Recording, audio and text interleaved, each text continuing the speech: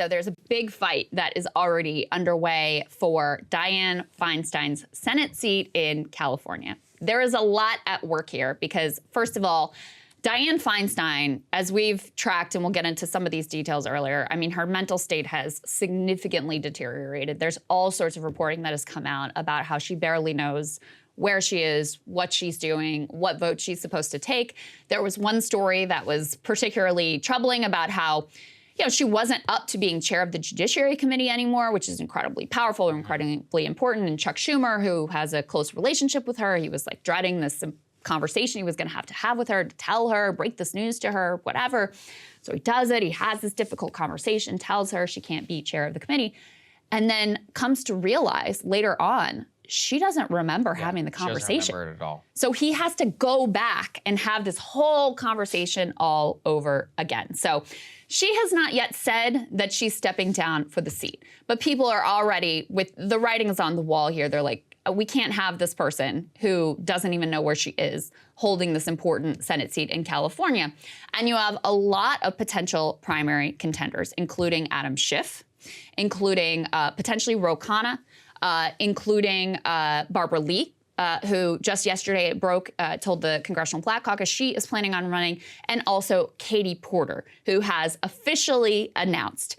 And it has been very amusing to watch the media's decorum meltdown over the timing of Congresswoman Katie Porter's announcement for Senate here. The ladies at The View took this one on in spectacular fashion. Let's take a listen to what they had to say. Now, the seat she's running for is currently occupied by Dianne Feinstein, the oldest sitting senator at 89. And it's widely speculated that Feinstein will not be seeking another term. But since she hasn't actually made that official yet, some people are saying that Porter is making a disrespectful move by not waiting. What do you think? Yeah, I was surprised. I was surprised, though, because I think what we saw when we saw the Democrats during that House chaotic moment when they were trying to pick speakers was this unity. Yeah. And I think that unity came from the fact that Hakeem Jeffries waited his turn and waited for Nancy Pelosi to sort of bless him and say, yes, I'm going to step down. You may step up. Oh, my God. These people hate democracy. Yeah. There's just no other way to put it.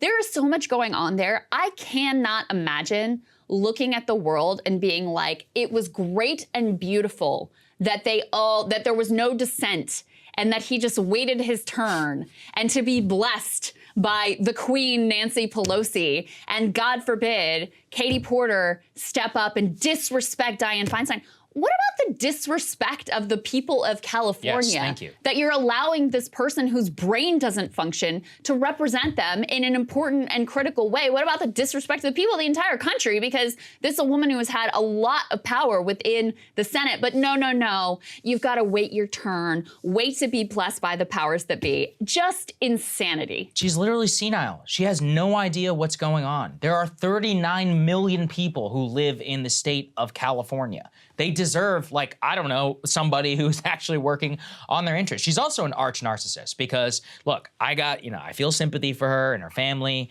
in terms of that, but it becomes a whole other thing if you're going to inflict your narcissism on 40 million people on the entire country. She refuses to resign. She refuses to acknowledge the own problems that she clearly has in doing her day-to-day function. She's actually filed the paperwork to run for re-election. And there's also a story here about the Democratic Party being just basically rigging the process, keeping her in power. Look, it is absurd that she has stayed in office for the last 10 years. She should have been gone when she's 80. Her husband very recently died. Apparently, she took that very hard. And look, I mean, the stories that you're going to hear out of Capitol Hill are insane. This woman has no clue what's happening. I bet you she can't even fly by herself. She would she wouldn't even get on the right flight. But she has to be completely held like this. And she has tremendous power in terms of her rank in the Senate, in terms of the, at least past committee assignments, but God, there's a lot of day-to-day constituent stuff. Like, the people of the state of California deserve a senator who actually knows what they're doing, that can call officials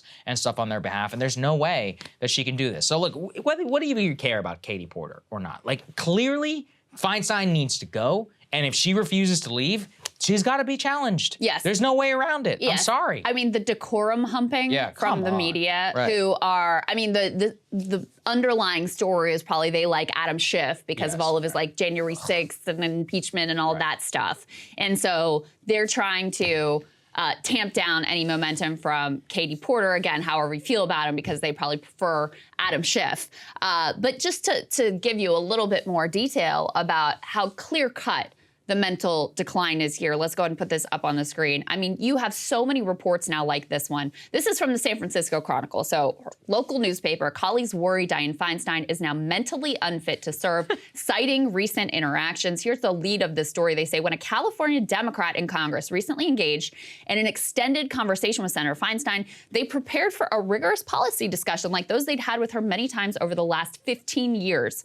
Instead, the lawmaker said, they had to reintroduce themselves to Feinstein multiple times during an interaction that lasted several hours. Rather than delve into policy, Feinstein repeated the same small talk questions, like asking the lawmaker what mattered to voters in their district, the member of Congress said. With no apparent recognition, the two had already had a similar conversation. Again, this is apparently someone who has known Dianne Feinstein for at least 15 years, and in the course of one conversation had to reintroduce themselves to her multiple times. I believe this is also the story where they tell about how Senator Feinstein was speaking at a funeral of someone who, again, she was extremely close to, had known for years and years and years, sort of this, leading figure in terms of the local California political scene.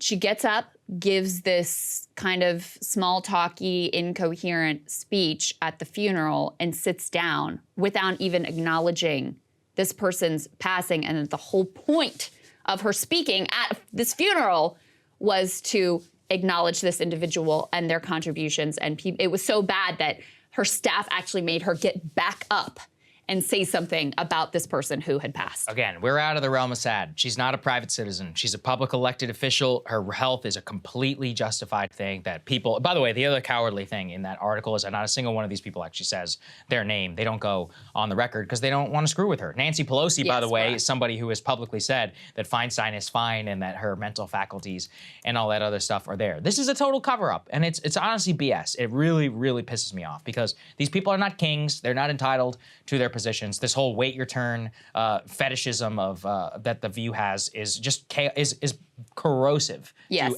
any actual Democratic representation. It's really disgusting. And the last piece of this story, go ahead and put this up on the screen, from Alex Salmon, who wrote a good write-up that I encourage you to read about if you're interested in like the different candidates who may step up here and what those dynamics are going to be. The tweet here says, new Dianne Feinstein has not given any indication she is stepping down. She has in fact filed the paperwork to run again, but there's blood in the water and California Dems are going for it. Barbara Lee just told the Black Caucus she's running. Katie Porter is in. And like I said, the two other people that there's speculation about is Congressman Ro Khanna and Adam Schiff is almost definitely looking to run here.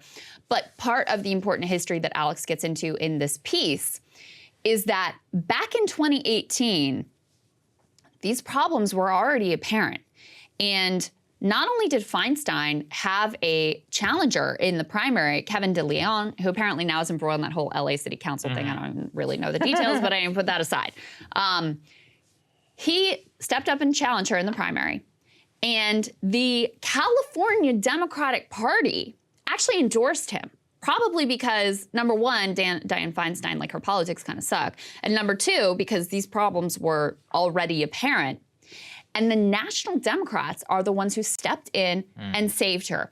Reading here, Barack Obama, in his very first endorsement in the 2018 cycle, backed Feinstein. Later came the support of Joe Biden, Nancy Pelosi, and others, including Adam Schiff. Actually, Feinstein ends up outraising De Leon by almost 20 times and ends up winning the race. So this is a total problem of the National Democratic Party's own making. And for the media to take, oh, poor Dianne Feinstein, you got to pay your dues and you got to wait to be patted on the head. They just literally hate democracy. There is no other takeaway you could possibly Media does have. this with a lot of people, too. They covered up for Strom Thurmond. They covered up for Thad Cochran. Both of those guys were completely senile. And there was, basically nobody talking about it on Capitol Hill. So it's just totally bipartisan. Yeah, well, that's a whole other conversation. I don't know what it is. I can't imagine interacting with a senile person, being my job to report on public officials. Be like, they're not totally senile. They're like, oh, this is fine. Completely fine. whatever. Hey guys, ready or not, 2024 is fully upon us now, and Saagar and I have been brainstorming ways that we can really up our game for this critical election. Yeah, we rely on our premium subs to expand our coverage, to add staff, to upgrade the studio. We just want to give you the best independent coverage of this election, which is possible. So if you can help us out, become a premium subscriber today, breakingpoints.com, or the link is down here in the description video. It really means the world to us, and if you like what we're all about, this is the best possible way to keep us 100% independent, working only for you.